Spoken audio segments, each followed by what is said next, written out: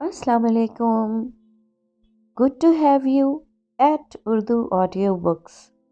हाजिर खिदमत है तंजीला रियाज का नावल अहद अलस्त एपिसोड 45। नूर मोहम्मद का पता चल गया है। राफिया बेगम ने उस सादा से ड्राइंग रूम में बैठे हुए अपने सामने बैठे दो नफूस को उनकी ज़िंदगी की एक बड़ी खुशखबरी दी थी।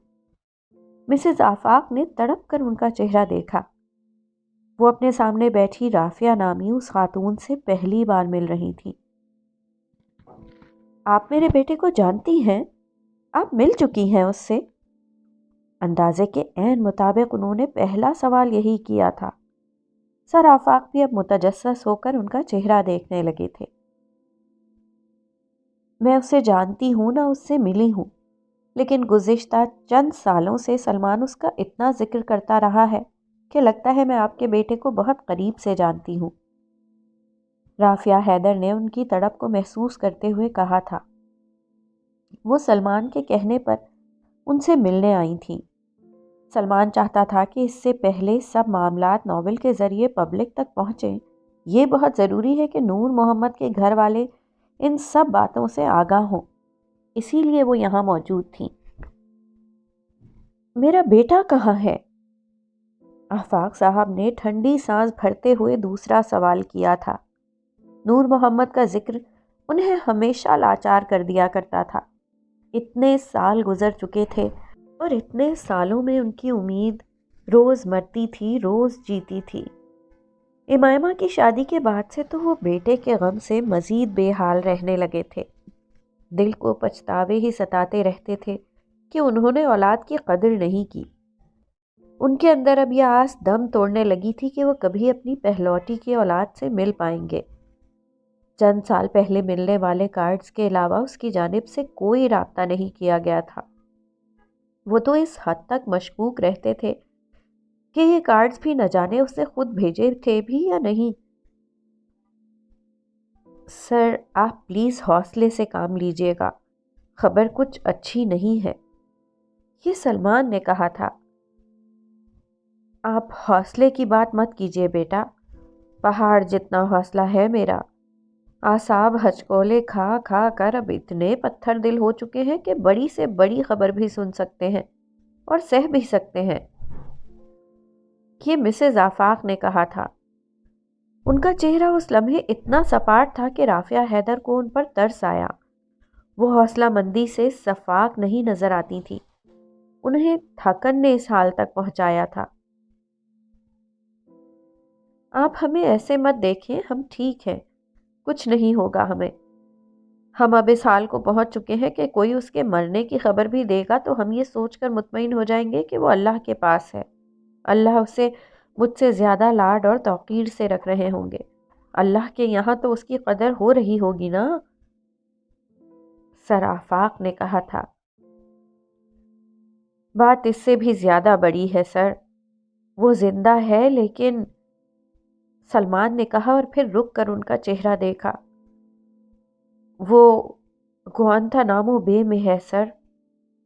उसने बतौर ख़ास मिसेस आफाक का चेहरा भी देखा था। कहाँ? गुआंतानामो बे में? लेकिन क्यों? वहाँ तो वहाँ तो दहशतगर्द रखे जाते हैं।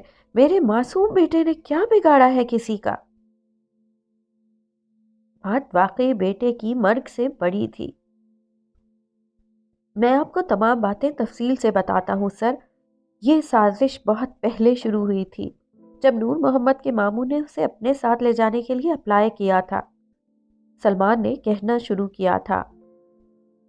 वहाँ से जहाँ से ये सारी साजिशें शुरू होती हैं, नूर मोहम्मद के चाहने वाले, उसे सताने वाले, वो हर शख्स का तस्करा करता रहा। सूफी Saifullah, Istiklal bag, bill Grand, वो दोनों मियाँ बीवी तमाम तर समातें उसकी जानिब मबजूल किए एक एक लफ्ज़ को बगौर सुन रहे थे। 2007 में वो पुलिस की जानिब से मकतूल करार दे दिया गया था। मैं ये बात जानता था, लेकिन मैंने जब आपको बताने की हिम्मत की तभी आपने मुझे वो पोस्ट कार्ड्स दिखाए। जब आपको वो पोस्ट कार्ड्स मिले थे तभी मैं हैरान हो गया था, क्योंकि मैंने तो खुद उसके फ्यूनरल में शिरकत की थी جو نور محمد کے لیے پڑھایا گیا تھا۔ یہ ایک بے حد انوکھی بات تھی سر۔ آپ کو لوٹن سے کارڈز بھیجے گئے تھے، پھر جب میں نے لوٹن کال کی اور نور محمد عرف بل گرانٹ سے بات کی تو انہوں نے بتایا کہ ان کو بھی کچھ کارڈز ملے ہیں جو پاکستان سے بھیجے گئے تھے۔ ابھی یہی الجھن نہیں سلجھی تھی کہ میرے ایک مہربان میجر اظہر نے مجھے کچھ تصاویر دکھائیں۔ یہ تصاویر ایک ڈاکیومنٹری کے اسکرین شاٹس تھے جن میں نور محمد کچھ قیدیوں کے ہمراہ زرد لباس پہنے نظر آ رہا تھا۔ ہم سب کو گمراہ کیا جا رہا تھا کہ ہم کنفیوز ہو جائیں۔ وہ سب کچھ بتا چکا تھا لیکن بہت کچھ ابھی بھی باقی تھا۔ سر، اتنی بڑی سازش ہے کہ سمجھ میں نہیں آتا کہ کہاں سے شروع ہوئی اور کہاں ختم ہوئی، کون خیر خواہ ہے اور کون بد خواہ۔ آپ یقین کیجئے میں بہت سی چیزوں سے واقف ہوں، لیکن میرا خود کا دماغ گھوم جاتا ہے جب کیا، کب، کیسے، کہاں، کس طرح والے سب سوال اٹھتے ہیں۔ بہت سے لوگ ہیں جو ایسی سازشوں کا شکار ہوئے ہیں، نور محمد ان میں سے ایک ہے۔ بہرحال ایک بات طے ہے کہ المہاجرون کے نام پر بدنام کیا گیا ہے، جبکہ اس کا کوئی تعلق اس تنظیم کے ساتھ تھا ہی نہیں۔ اس کی بے گناہی کے ثبوت بھی موجود ہیں۔ وہ لوٹن کی ایک جامع مسجد میں بے ضرر زندگی گزارتا رہا ہے۔ اس کی گواہی خود بل گرانٹ صاحب دیں گے، جو اس کے ساتھ رہے ہیں اور اس کی نیک خصلت کی تعریف کرتے ہیں، اور ان کا ناول عہد الست نور محمد کی زندگی کا احاطہ کرتا ہے۔ ہمارے پاس بہت سے حقائق ہیں، ثبوت ہیں۔ میں جانتا ہوں کہ آپ لوگ بہت حوصلہ مند ہیں، اور یہ حوصلے کا ہی امتحان ہے۔ یہ اگر جنگ ہے تو سمجھیں اپنے آخری مراحل میں ہے سر۔ اس جنگ میں ہم سب آپ کے ساتھ ہیں، لیکن اس نے ان دونوں کا چہرہ دیکھتے ہوئے توقف کیا۔ یہ اپنی جانب سے انہیں حوصلہ دینے کی ایک ادنا سی کوشش تھی۔ وہ دونوں ساری گفتگو سننے کے دوران ایک بار بھی رنجیدہ نہیں ہوئے تھے۔ اب آپ کو نور محمد کو قبول کرنے کی زیادہ بڑی قیمت ادا کرنی پڑے گی۔ لوگ بہت سوال کریں گے، انگلیاں پہلے سے زیادہ اٹھیں گی، بہتان پہلے سے زیادہ لگیں گے، اور ہمت پہلے سے زیادہ درکار ہوگی۔ یہ آسان جنگ نہیں ہوگی۔ رافعہ حیدر نے سلمان کی نامکمل بات کو مکمل کیا تھا۔ سر آفاق نے اپنی اہلیہ کی سمت دیکھا۔ ان کی آنکھوں میں وہ حوصلہ چمکنے لگا تھا جسے دیکھنے کی سلمان اور اس کی والدہ کو امید تھی۔ وہ کچھ بولنا بھی چاہتے تھے، لیکن ان کی اہلیہ ان سے بھی پہلے بول اٹھی تھی۔ میں نے جب اپنے بیٹے کو کھویا تھا نا، اس دن سے میں صرف ایک بات کے لیے پچھتا رہی ہوں کہ میں نے کبھی اس کا ساتھ نہیں دیا، اس پر بھروسہ نہیں کیا، اس کا خیال تو رکھا، اسے محبت تو دی، لیکن محبت کا مان نہیں دیا، ممتا کی طاقت نہیں بخشی۔ یہ میری سنگین غلطی ہے جو مجھے نہیں کرنی چاہیے تھی۔ میں اب کوئی غلطی نہیں دہراؤں گی۔ اب ساری دنیا ایک طرف ہو کر بھی کہے نا کہ میرا بیٹا ایسا ہے یا ویسا ہے، میں نہیں مانوں گی، میں کبھی نہیں مانوں گی۔ رافعہ حیدر اپنی جگہ سے اٹھی اور انہوں نے مسز آفاق کو اپنے کندھے کے ساتھ لگایا۔ ہم بھی نہیں مانیں گے۔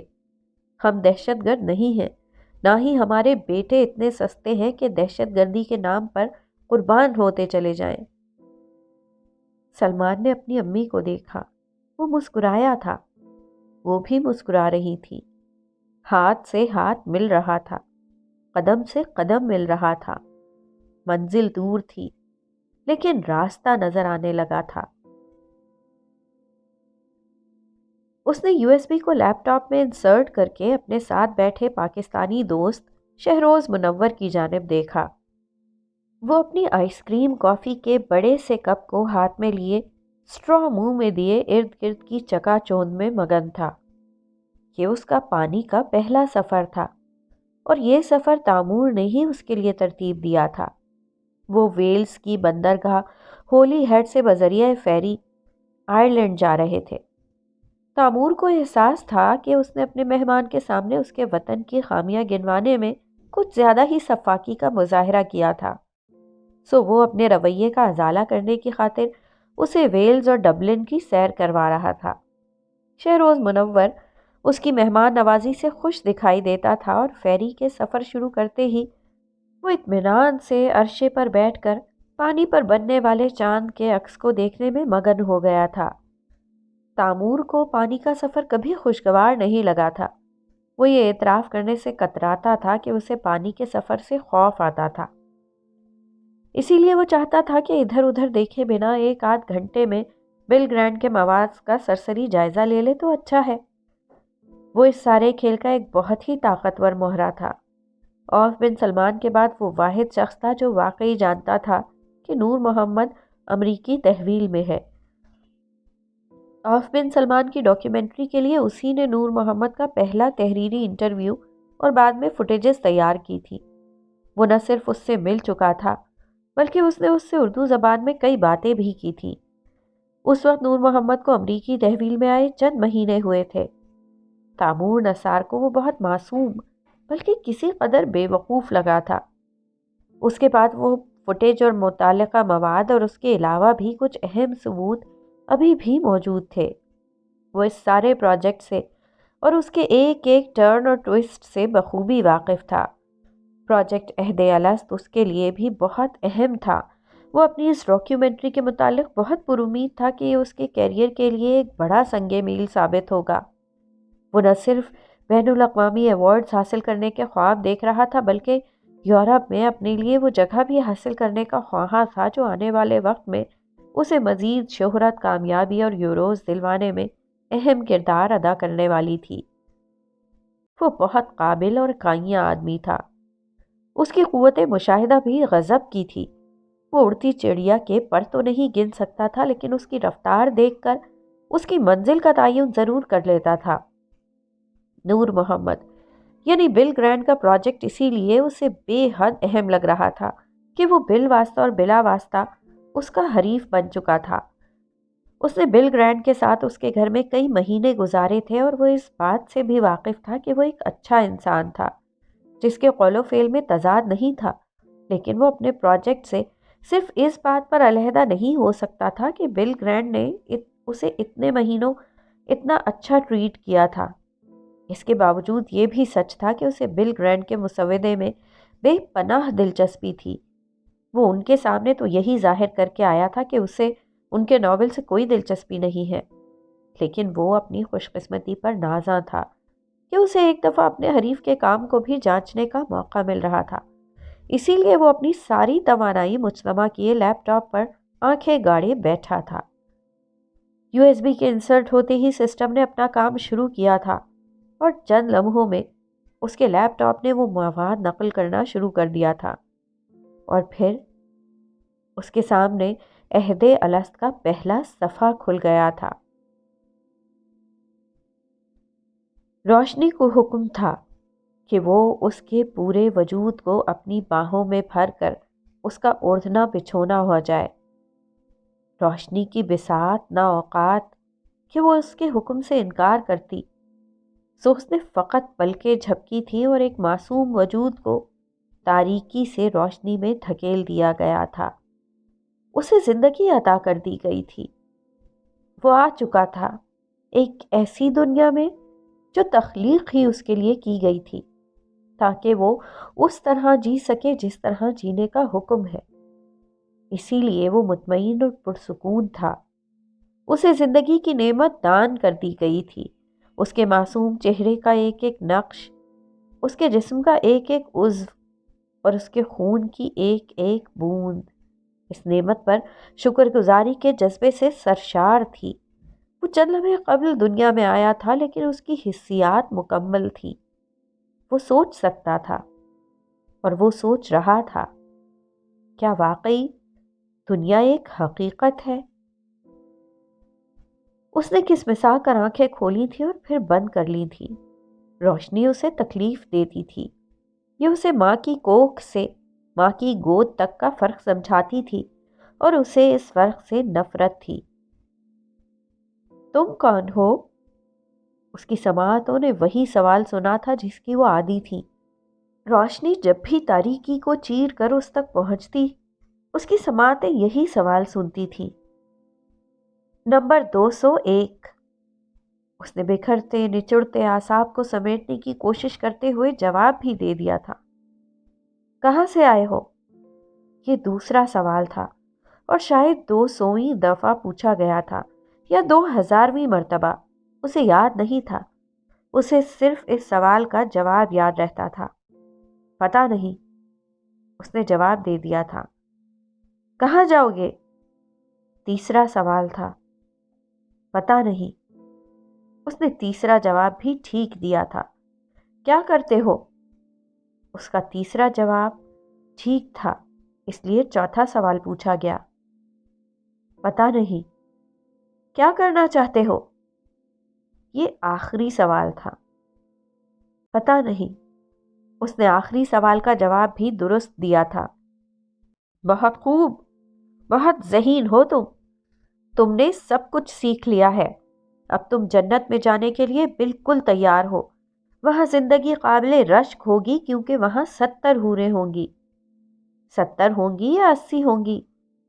یاد رکھنا، تم ایک کے بھی قابل نہیں ہوگے۔ وہ تمہاری چھپکلی جیسی شکل پر تھوک دیں گی، لیکن کفران نعمت مت کرنا۔ وہ حوریں ہمیں دے دینا۔ ہم نے یہاں تمہارا خیال رکھا ہے، تم وہاں ہمارا خیال رکھنا۔ اوکے باس۔ اس کی تھکی ہوئی بصارت و سماعت نے تضحیک و تحقیر کی آمیزش سے تر جملہ سنا تھا۔ پھر کھی کھی کرتی ہوئی ہنسنے کی آوازیں آئی تھیں۔ یہی آخری جملہ تھا جو ہمیشہ تبدیل ہو جاتا تھا، باقی سب وہی تھا جو ایک عرصے سے وہ سنتا تھا۔ اس سوال کے ساتھ ہی اس کی گردن بالکل ایک طرف کو لڑھک گئی تھی۔ اس کے اعصاب کی بچی کچی ہمت جواب دے گئی تھی۔ اس سے پہلے کہ وہ گر پڑتا، اسے ایک پلیٹ تھما کر آگے دھکیل دیا گیا تھا۔ اسے کچھ سمجھ آتا تھا، کچھ سمجھ نہیں آتا تھا۔ اس کے دماغ تک جانے والی رگوں کا راستہ پتہ نہیں کیوں اتنا پیچیدہ ہو گیا تھا کہ وہ خون جو طاقت و توانائی کا منبع ہے، ان رگوں میں چکراتا رہتا تھا مگر منزل تک نہیں پہنچ پاتا تھا، جس کی وجہ سے وہ ہمیشہ غنودگی میں رہتا تھا اور ہوش و حواس میں آتا ہی نہیں تھا۔ ہر وقت نیند کی کیفیت اس پر مسلط رہتی تھی۔ اسے واقعی یاد نہیں تھا کہ وہ کون تھا، وہ کیا تھا، وہ کہاں تھا اور وہ کیوں تھا۔ اسے ایک لفظ ادا کرنا آتا تھا، نہیں۔ وہ ہر سوال کا جواب یہی دیا کرتا تھا، کیونکہ ایک عرصے سے اس پر نت نئے تشدد کر کر کے اسے سکھایا گیا تھا کہ اسے صرف نہیں بولنا ہے، اور اب اسے نہیں پر اتنی مہارت ہو گئی تھی کہ وہ بولتا ہی نہیں تھا۔ اسے نہیں بولنے پر معافی ملتی تھی اور کھانا بھی، اور وہ اس صورتحال سے بہت مطمئن تھا، ورنہ ابتدا میں جب وہ سن بول اور سمجھ سکتا تھا تب اسے نہیں بولنا نہیں آتا تھا۔ تب اسے کھانا اور معافی دونوں پانے کے لیے سخت سزاؤں سے گزرنا پڑتا تھا۔ وہ باتھ روموں میں کتوں کے ساتھ بھی سویا تھا اور کتوں کی غلاظتیں بھی کھائی تھیں۔ اس کے اعصاب نے اتنے بدبودار احساسات سہے تھے کہ اس کی حسیات مفلوج نہ ہوتی تو خودکشی کر لیتی۔ سو اب وہ اس لا یعنی کیفیت میں خوش تھا۔ نہیں، اس کا اوڑھنا بچھونا تھا۔ یہ نہیں اسے پہلی قطار سے دوسری اور پھر چوتھی قطار تک لے جایا کرتا تھا۔ پہلی قطار میں اچھی کارکردگی پر دوسری قطار کا پاس ملتا تھا، دوسری قطار میں پلیٹ اور گلاس ملتا تھا اور تیسری قطار میں پھیکا شوربہ اور ایک بن ملتا تھا۔ چوتھی قطار سب سے اچھی تھی، وہاں اسے ایک انجیکشن لگا دیا جاتا تھا جو اسے اس نہیں کی کیفیت سے نکال کر کہیں بہت دور لے جاتا تھا۔ وہ اس کی ماں کی گود تھی، جہاں وہ سکڑ سمٹ کر لیٹ جاتا تھا، وہاں صرف سکون تھا، اور جب وہ اس پرسکون کیفیت سے نکلتا تھا تو اسے صرف اپنا نام یاد رہتا تھا، نمبر 201۔ یہاں اس کا یہی نام تھا۔ آسمان کی سیاہی پانی کو پوری طرح اپنے رنگ میں رنگے ہوئے تھی، لیکن دور سے نظر آتی تاریکی کو چیرتی ہوئی روشنیاں پانی پر اپنا عکس دیکھنے کے قابل ہوتی تو خود ہی اپنی بلائیں لیتے نہ تھکتی۔ شہروز بھی ان کی چمچماتی شرارتوں سے مبہوت ہوا جا رہا تھا۔ وہ کب سے عرشے پر کھڑا دور سے نظر آتی ان روشنیوں کو دیکھنے میں مگن تھا۔ آئرلینڈ کی بندرگاہ نظر آنا شروع ہو گئی تھی۔ شہروز کا یہ فیری کا پہلا سفر تھا۔ وہ تامور نثار کے ساتھ آئرلینڈ جا رہا تھا۔ پہلے وہ اسی کے ساتھ برمنگھم آیا تھا، پھر بذریعہ سڑک مختلف شاہراہوں سے ہو کر ویلز، بینگور سے ہوتے ہوئے وہ ہولی ہیڈ یعنی ویلز کی بندرگاہ پہنچنے والے تھے، اور پھر بذریعہ فیری اب وہ ڈبلن جانے کا ارادہ رکھتے تھے۔ یہ ایک تفریحی ٹور تھا جو تامور نثار نے اس کی خاطر ترتیب دیا تھا۔ لندن میں عمر سے چپقلش کے بعد بظاہر کوئی فرق نہیں پڑا تھا، لیکن دلوں میں بال سا آ گیا تھا۔ اس کی واپسی میں بھی چند دن ہی باقی رہ گئے تھے، سو اب وہ اپنی پیشہ ورانہ مصروفیات کا بہانہ کر کے آرام سے اپنے کام نپٹانے میں مگن تھا۔ تامور فیری میں سوار ہوتے ہی اپنا لیپ ٹاپ آن کر کے بیٹھ گیا تھا، اور اب وہ اسی میں مکمل طور پر غرق تھا۔ شہروز بھی اسی لیے سکون کو محسوس کرنے میں مگن ہو گیا تھا جو ارد گرد پھیلا ہوا تھا۔ یہاں پوری دنیا آباد نظر آتی تھی۔ ایسا نہیں لگ رہا تھا کہ وہ پانی پر سفر کر رہا ہے، بلکہ یہ ایک شاپنگ مال میں گھومنے پھرنے کے برابر تھا، جہاں نہ صرف ایک لائبریری تھی، بچوں کے لیے پلے ایریا تھا، فوڈ کورٹ بھی تھا، جہاں تقریباً 10 مشہور فوڈ چینز کے سٹال تھے۔ قرضے کے احساس ہی نہ ہو رہا تھا کہ ایک چھوٹا موٹا بحری سفر ہے۔ ان دونوں نے اپنے لیے کافی لی تھی اور اب اطمینان سے منزل پر پہنچنے کا انتظار تھا۔ آدھے گھنٹے میں وہ ڈبلن کی بندرگاہ پر پہنچ گئے تھے۔ تامور ابھی بھی لیپ ٹاپ میں منہ دیے کام میں مصروف تھا۔ ڈبلن کی پورٹ پر پہنچ کر سب لوگ قطار بنا کر باہر نکلنے لگے تھے، جبکہ تامور نے اپنا لیپ ٹاپ بند کیا۔ شہروز بھی اس کو اٹھتا دیکھ کر ہی اٹھا تھا۔ فیری سے باہر نکل کر وہ چند قدم ہی چلے تھے کہ پاسپورٹ کنٹرول نامی تختی نے ان دونوں کو ہی ٹھٹک کر رکنے کے لیے مجبور کر دیا تھا۔ پاسپورٹ؟ شہروز نے حیرانی سے تامور کا چہرہ دیکھا۔ وہ اپنے ساتھ پاسپورٹ نہیں لایا تھا۔ اس کے اس طرح کے تمام ضروری کاغذات چاچو کے گھر میں ہی تھے، کیونکہ پاکستان کے لیے اس کی فلائٹ ہیتھرو سے ہی تھی۔ وہ انہیں ہمہ وقت اپنے ساتھ نہیں رکھتا تھا۔ اس نے پاکستان سے آتے ہی اس بارے میں عمر سے پوچھا تھا تو عمر نے کہا تھا، یہ لندن ہے، سعودی عرب نہیں ہے کہ ہر وقت اپنی شناختی دستاویز ساتھ لے کر پھرنا پڑے۔ اور اب یہاں امیگریشن حکام کا ہونا اسے کنفیوز کر رہا تھا۔ تامور اس کے عقب میں ہی تھا۔ کیا یہاں پاسپورٹ کی ضرورت پڑتی ہے؟ اس نے پوچھا تھا۔ وہ کندھے اچکا کر آگے دیکھنے لگا۔ Passport please. ایک آفیسر نے ان کے کنفیوزڈ چہرے دیکھ کر خود بھی سپاٹ چہرہ بنا لیا تھا۔ شہروز ایک بار پھر مڑ کر تامور کی جانب دیکھنے لگا۔ ایکسکیوز می، کیا یہاں پاسپورٹ کی ضرورت پڑتی ہے؟ تامور نے وہی سوال آفیسر سے پوچھا جو شہروز نے اس سے پوچھا تھا۔ آف کورس، آئرلینڈ ایک آزاد ملک ہے۔ برطانیہ نے اس پر اپنا تسلط جما رکھا ہے، تو اس کا مطلب یہ نہیں ہے کہ ہم آنے والوں سے پاسپورٹ بھی طلب نہیں کر سکتے۔ اسی آفیسر کے ساتھ کھڑی ایک لیڈی آفیسر نے اس سوال کا جواب دیا تھا۔ وہ سخت نگاہوں سے شہروز کو دیکھ رہی تھی۔ تامور شہروز کے بالکل ساتھ ہو کر آفیسر ڈیسک کے سامنے آ گیا۔ معاف کیجیے گا، ہمیں کسی نے ہولی ہیڈ سے روانہ ہوتے وقت اس بارے میں نہیں بتایا تھا، ورنہ ہم پاسپورٹ ساتھ لے آتے۔ میں تامور ہوں، میرا تعلق ترکی سے ہے اور یہ میرے پاکستانی دوست ہیں، ڈبلن دیکھنے کے لیے میرے ساتھ آئے ہیں۔ آپ اجازت دیں تو ہم 2 گھنٹے میں شہر دیکھ کر واپس آ جاتے ہیں۔ اگر آپ کو اس میں کوئی قباحت محسوس ہوتی ہے تو ہم یہیں سے واپسی کا ٹکٹ لے کر واپس چلے جاتے ہیں۔ وہ بے حد مہذب اور شستہ لہجے میں ان سے مخاطب تھا۔ انہوں نے ایک دوسرے کو دیکھا اور آنکھوں ہی آنکھوں میں ایک دوسرے کو کچھ اشارہ کیا۔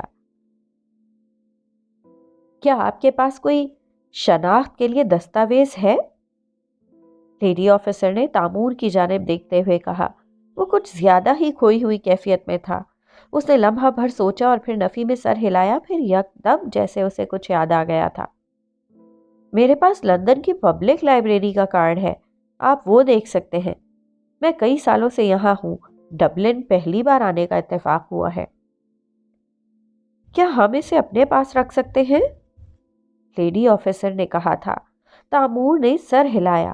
شہروز نے پہلے ہی سوچ لیا تھا، اس کے والیٹ میں اس کا پاکستانی شناختی کارڈ موجود تھا اور اس کے علاوہ اس کے پاس اس چینل کا کارڈ بھی تھا جس کے لیے وہ کام کرتا تھا۔ وہ بہت آرام سے اپنے یہ کارڈز ان کو دکھا سکتا تھا۔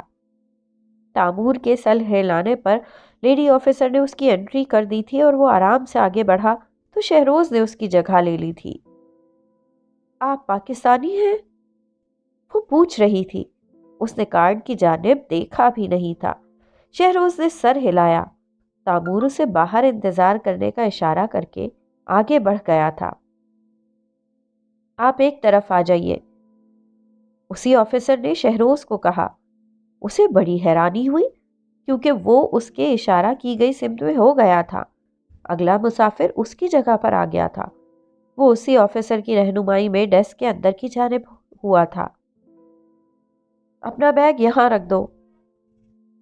اس لیڈی آفیسر کا لہجہ کیبن میں جاتے ہی بہت کرخت ہو گیا تھا۔ شہروز کو کافی برا محسوس ہوا۔ اس نے کچھ کہے بنا اپنا بیگ میز پر رکھ دیا تھا۔ یہ ایک چھوٹا سا سفری بیگ تھا اور اس میں لیپ ٹاپ کے علاوہ ایک چھوٹا تولیہ اور اسی طرح کی چند ضروری چیزوں کے علاوہ کچھ نہ تھا۔ وہ آفیسر اس کے بیگ کو تنقیدی نگاہوں سے گھورتے ہوئے اس پر اسکینر پھیرنے لگی تھی۔ پھر اس نے شہروز کو دیکھا۔ اسے کھولو، یہ دوسرا حکم تھا۔ میرے پاس میرا شناختی کارڈ ہے، شہروز نے وضاحت کی۔ لیڈی آفیسر نے اسے گھور کر دیکھا۔ میں نے کہا بیگ کھولو۔ اس میں کچھ بھی نہیں ہے، صرف ایک لیپ ٹاپ۔ وہ اتنا ہی بولا تھا کہ اس کی بات کاٹ دی گئی۔ اسے کھولو۔ اس آفیسر کا لہجہ مزید کرخت ہوا۔ شہروز کے بدن میں آگ سی لگ گئی تھی۔ اس آفیسر کو بولنے کی بھی تمیز نہیں تھی۔ اس نے سپاٹ چہرے کے ساتھ اسے گھورتے ہوئے بیگ کھول دیا تھا۔ وہ تنقیدی نگاہوں سے بیگ کو الٹ پلٹ کر دیکھتی رہی۔ پھر اس نے اندرونی چھوٹی جیبوں میں ہاتھ ڈال کر چیک کرنا شروع کیا تھا۔ تم مجھے چور سمجھ رہی ہو؟ وہ چڑ کر پوچھ رہا تھا۔ لیڈی آفیسر نے نگاہیں اٹھا کر اسے دیکھا اور پھر اس سے بھی زیادہ چڑ کر بولی، نہیں، دہشت گرد۔ شہروز کا دماغ ٹھس کی آواز کے ساتھ پھٹا تھا۔ کیا؟ کیا کہا تم نے؟ میں تمہیں دہشت گرد نظر آ رہا ہوں؟ کیا میرے سینے پر بارودی جیکٹ بندھی دیکھی ہے تم نے؟ اس کی آنکھوں میں جیسے خون اتر آیا تھا۔ یہ اس کی توہین تھی۔ اس نے خود دیکھا تھا، وہاں پاسپورٹ کنٹرول والے ڈیسک پر ہر شخص کو معمولی کارروائی کے بعد جانے دیا جا رہا تھا، تو پھر اس کو کیوں روک لیا گیا تھا؟ تم خاموش رہو اور مجھے اپنا کام کرنے دو۔ میں نے ابھی تمہاری جیکٹ چیک نہیں کی، لیکن کوئی بعید نہیں کہ تمہاری شرٹ کے نیچے ایسا کچھ ہو۔ آخر تم مسلمان ہو اور پھر پاکستانی بھی ہو۔ وہ خباثت سے طنزیہ انداز میں اسے دیکھتے ہوئے مسکرائی تھی۔ شہروز کا دل چاہا اس کا گلا دبا دے۔ کیا بکواس ہے یہ؟ میں ایک معزز شہری ہوں۔ میرا کوئی پولیس ریکارڈ ملا ہے کیا جو تم مجھے دہشت گرد قرار دے رہی ہو؟ میں دوسری بار کہہ رہی ہوں، مجھے اپنا کام کرنے دو اور خاموش رہو۔ وہ شہروز کے غصیلے انداز پر غرا کر بولی۔ شہروز کے نتنے غصہ برداشت کرنے کے چکر میں پھولنے لگے تھے۔ لیڈی آفیسر اس کی جانب دیکھے بنا بیگ کو ٹٹولنے میں مصروف تھی۔ لیپ ٹاپ والے بیگ سے اس نے کچھ کاغذ برآمد کیے تھے۔ یہ اخبارات کے کچھ تراشے تھے۔ وہ انہیں کھول کر دیکھنے لگی تھی۔ شہروز نے یہ تراشے کچھ پرانے اخبارات سے لیے تھے۔ ان میں EDL UPL یعنی لوٹن کے رہنے والے تعصب پسند سفید فام لوگوں کی یہ تنظیم کالعدم ہو گئی تھی، تو پھر اس کی جگہ ایک تنظیم EDL بنائی گئی تھی کہ متعلق ایک آرٹیکل تھا۔ لوٹن کے رہنے والے ایک سعودی مسلمان نے سویڈن میں خودکش حملہ کیا تھا، جس کی تصویر اور اس کے متعلق مواد بھی ان تراشوں میں شامل تھا۔ شہروز یکدم کچھ محتاط ہوا تھا۔ اس نے یہ تراشے کسی غلط مقصد کے لیے نہیں سنبھالے تھے، وہ انہیں صرف فراغت کے اوقات میں پڑھنا چاہتا تھا۔ یہ آرٹیکلز ہیں، میں ایک ڈاکیومنٹری پر کام کر رہا ہوں جو کہ اس نے وضاحت دینے کی کوشش کی تھی، لیکن اس آفیسر نے اس کی بات درست انداز میں کاٹ دی تھی۔ اپنی شرٹ اتارو۔ کیا؟ تمہارا دماغ چل گیا ہے کیا آفیسر؟ میں نے آخر کیا کیا ہے؟ میرے بیگ سے بم نکل آیا ہے کیا؟ یہ عام سے اخباری تراشے ہیں اور میں ان سے کوئی دھماکہ نہیں کرنے والا تھا۔ وہ انتہائی برا مان کر بولا تھا۔ پاکستان ہوتا تو وہ ہر چیز کو لات رسید کر کے اب تک باہر نکل چکا ہوتا، لیکن یہ آئرلینڈ تھا۔ تم اگر خود شرٹ اتار سکو تو اچھا ہے، ورنہ میں اپنے ساتھی کو بلوا لیتی ہوں۔ یہ ضابطے کی کارروائی ہے، تم اگر تعاون کرو تو اچھا ہے۔ لیڈی آفیسر اب کی بار ذرا نرم لہجے میں بولی تھی۔ وہ بار بار ان اخباری کٹنگز کو الٹ پلٹ کر دیکھ رہی تھی۔ یہ اگر واقعی ضابطے کی کارروائی ہے تو پھر سب کے ساتھ ایسا ہی ہونا چاہیے تھا، صرف میرے ساتھ کیوں؟ مجھے وضاحت کا موقع تو دو۔ اس کے نرم لہجے سے شہروز کو مزید شے ملی تھی۔ وہ چلا کر بولا تھا، بھاسکر اندر آؤ، مجھے تمہاری ضرورت ہے۔ اس لیڈی آفیسر نے باہر کی جانب منہ کر کے اونچی آواز میں کہا تھا۔ ایک لمحے میں ہی اس کا اونچا لمبا ساتھی اندر آ گیا۔ کیا کوئی مسئلہ ہے؟ یہ شخص تلاشی لینے نہیں دے رہا، اس نے کندھے اچکا کر کہا، اور وہ کٹنگز بھی اس کے چہرے کے آگے لہرائی تھی۔ بھاسکر نامی آفیسر نے اسے گھور کر دیکھا۔ میں آپ کو مشورہ دوں گا کہ ہمارے ساتھ تعاون کریں، ہم صرف اپنا فرض ادا کر رہے ہیں، آپ تلاشی لینے دیں۔ میں تعاون کر رہا ہوں، آپ تلاشی لے لیجئے، لیکن میرے صرف ایک سوال کا جواب دیں کہ آپ لوگ سبھی آنے والوں کی شرٹس اتروا کر تلاشی لیتے ہیں؟ اگر آپ کا جواب ہاں ہے تو مجھے کوئی اعتراض نہیں، آپ بخوشی اپنا کام کیجئے، لیکن اگر سب کے ساتھ یہ سلوک نہیں کیا جاتا تو میرے ساتھ یہ امتیازی سلوک کیوں؟ وہ سابقہ انداز میں بولا تھا، تم مسلمان ہو، وہ شخص جو میرے ساتھ آیا ہے وہ بھی مسلمان ہے، اس کو تو ہاتھ تک نہیں لگایا تم نے۔ شہروز نے اس کی آنکھوں میں آنکھیں ڈال کر کہا، تم مسلمان ہو اور پاکستانی بھی، دہشت گردی کے عالمی کھلاڑی، میں تمہیں یہ بات پہلے ہی بتا چکی ہوں۔ وہ آفیسر کندھے اچکا کر بولی تھی، سب مسلمان دہشت گرد نہیں ہیں، یہ بات تم جتنی جلدی ذہن نشین کر لو تمہارے لیے اتنا اچھا ہے۔ وہ اسے کھا جانے والی نظروں سے دیکھتا ہوا بولا، ہو سکتا ہے تم ٹھیک کہہ رہے ہو، لیکن تم پاکستانی بھی ہو۔ وہ اسی انداز میں بولی تھی، شہروز کے تلووں سے لگی اور سر پر بجھی۔ پاکستانی دہشت گرد نہیں ہے، وہ غرا کر بولا تھا۔ میں اس بحث میں نہیں پڑنا چاہتی، تم میرا بہت وقت ضائع کر چکے ہو، اب مجھے اپنی ڈیوٹی کرنے دو، میں تمہیں جانے دیتی اگر تمہارے بیگ سے یہ تراشے نہ ملتے۔ وہ ٹس سے مس بھی نہیں ہوئی تھی۔ شہروز غصے سے کھولتا ہوا ان کی جانب دیکھتا رہا۔ شرٹ اتار دو مسٹر، بھاسکر بولا تھا۔ شہروز نے خاموشی سے اپنی شرٹ اتار دی تھی۔ ان دونوں آفیسر نے چیک کیا کہ اس نے کوئی جیکٹ تو نہیں پہن رکھی۔ اسی لیڈی آفیسر نے اس کے پاؤں تک ہاتھ لگا کر چیک کیا تھا۔ کیا تم لوگ اب یہ چاہتے ہو کہ میں اپنی پینٹ بھی اتاروں؟ وہ نظروں ہی نظروں میں انہیں بھونتے ہوئے بولا تھا۔ وہ دونوں ہی قہقہا لگا کر ہنسے۔ اوہ، اب اتنے ہیرو بھی مت بنو، بھاسکر بولا تھا۔ اس کے بعد وہ آنکھوں ہی آنکھوں میں ایک دوسرے سے کچھ اشاروں کی زبان میں باتیں کرتے رہے۔ لیڈی آفیسر نے آئرش میں اپنے ساتھی سے کچھ بات بھی کی، جس سے شہروز فقط اندازہ ہی لگا سکا کہ وہ عورت اسے انٹری دینے کے خلاف تھی، جبکہ بھاسکر نامی آفیسر تراشوں کو معمولی قرار دیتے ہوئے شہروز کو جانے کی اجازت دینے کی حمایت کر رہا تھا۔ تم اپنی شرٹ پہن سکتے ہو۔ بالآخر اسے اجازت دے دی گئی تھی۔ لیڈی آفیسر نے وہ تراشے اپنے پاس ہی رکھ لیے تھے۔ شکریہ، بہت مہربانی۔ شہروز کا انداز ابھی بھی ویسا ہی تھا۔ اب تمہیں یقین ہو گیا ہوگا کہ میں دہشت گرد نہیں ہوں، وہ بآواز بلند بڑبڑا رہا تھا۔ مجھے یہ یقین تب تک نہیں ہو سکتا جب تک کہ تم ڈبلن سے واپس نہیں آ جا سکتے۔ تم مسلمان ہو اور پاکستانی ہو، تمہارے بارے میں مشکوک رہنے کے بہت سے جواز ہیں میرے پاس۔ وہ لیڈی آفیسر بے حد بدتمیز اور مغرور تھی۔ بھاڑ میں جاؤ تم دونوں، وہ خود کو کہنے سے روک نہیں پایا تھا۔ اس نے شرٹ کے بٹن لگائے تھے اور بیگ اٹھا کر باہر نکل آیا تھا۔ باہر موجود آفیسر نے اسے سر سے پیر تک دیکھا اور شہروز کا پارا یہ دیکھ کر مزید ہائے ہو گیا کہ قطار میں جو لوگ موجود تھے وہ بھی اسے گھورنے میں مگن تھے۔ شاید اس کی بلند آوازیں باہر تک آ رہی تھی۔ وہ انتہائی برا چہرہ بناتا ہوا باہر کی سمت آیا تھا۔ ذرا سا ہٹ کر ویٹنگ ایریا میں تامور اس کے انتظار میں بیٹھا تھا۔ مجھے واپس جانا چاہیے، وہ دو ٹوک انداز میں بولا تھا۔ کیا ہوا؟ کوئی مسئلہ ہو گیا ہے؟ سب ٹھیک ہے نا؟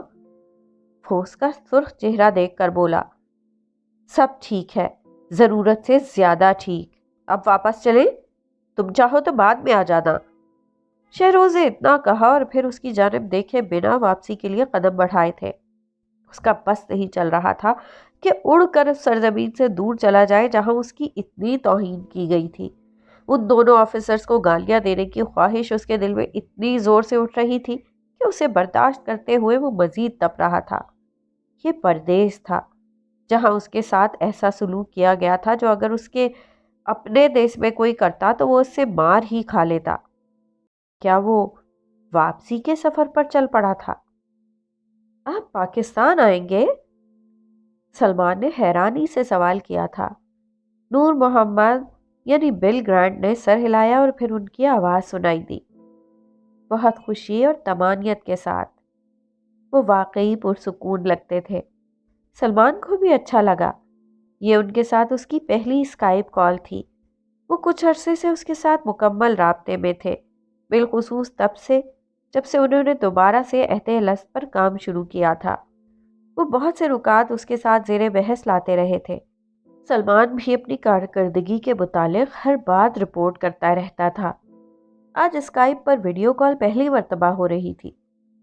سلمان نے دیکھا ان کی سرمئی اور سنہری دھاریوں والی داڑھی پہلے سے کچھ گھنی ہو چکی تھی اور چہرہ پہلے سے زیادہ پرنور ہو چکا تھا۔ اسے ان پر رشک آیا۔ وہ اللہ کے چنیدہ بندوں میں سے تھے۔